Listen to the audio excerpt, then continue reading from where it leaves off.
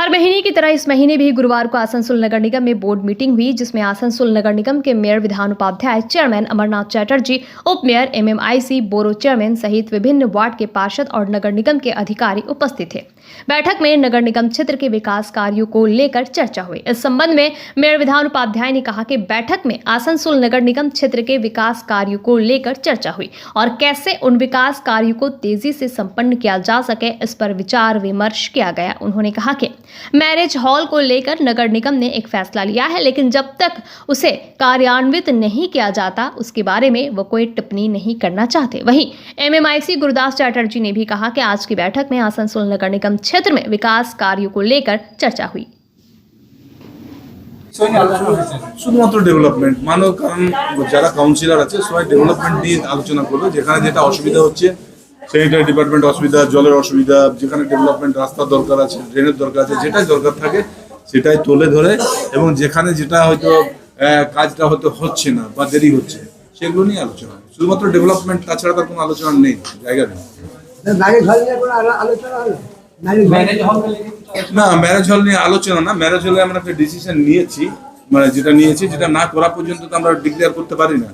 আমরা একদম চেষ্টা করছি যাতে যে কারণে ম্যারেজ হলগুলো হয়েছিল সে কারণে যাতে আমরা করতে পারি সেটাই অ্যারেঞ্জমেন্ট করব। আজকে কতগুলো রোড যেগুলো একবারে মানুষের চলার অযোগ্য হয়ে গেছে, যেমন গির্জা মোড় টু দিলীপ চক্রবর্তী যে পার্টি অফিস ছিল সেইটা নিয়ে আজকে হলো যে পাস করা হলো বোর্ডে। আর কিছু কিছু মেন রোড, তারপর আমাদের যেটা এসবি গড়াই রোড 50% কাজ হয়েছিল, আরও মানে গতিতে যাতে কাজটাকে সম্পন্ন করা যায় সেই জন্য ইলেকট্রিক সাপ্লাইয়ের কিছু কিছু কাজ বাকি এখনও থেকে গেছে, যার জন্য আমরা সেগুলো করতে পারছি না। ইলেকট্রিক সাপ্লাইকে ডেকে সেইগুলো যেখানে যেখানে ওদের দরকার সেইগুলো ছেড়ে আবার রাস্তাটাকে পুনরায় চালু করা। এবং আপনারা জানেন যে এইচএলজি রোডটাও খারাপ হয়ে গেছে। আমরা এডিডি এর কাছে চিঠি করে এবারে প্রস্তাব নিলাম যে পাঠাবো, এডিডি এর থেকে যেহেতু হচ্ছে এটা তাড়াতাড়ি যাতে সম্পন্ন হয়।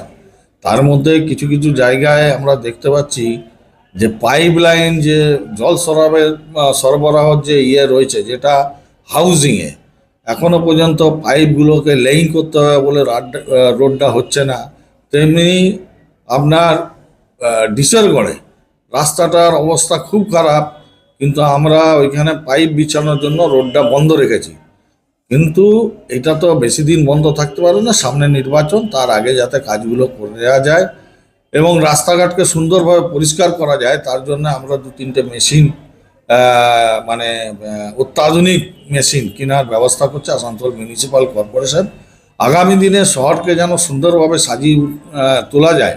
তাছাড়াও আমাদের শতাব্দী পার্কের যে পার্কটি আপনারা দেখছেন তার ঠিক উল্টো দিক থেকে একদম যেখানে যেখানে আমরা জায়গা পাবো, একদম জুবলি মোড় থেকে আরম্ভ করে পুরো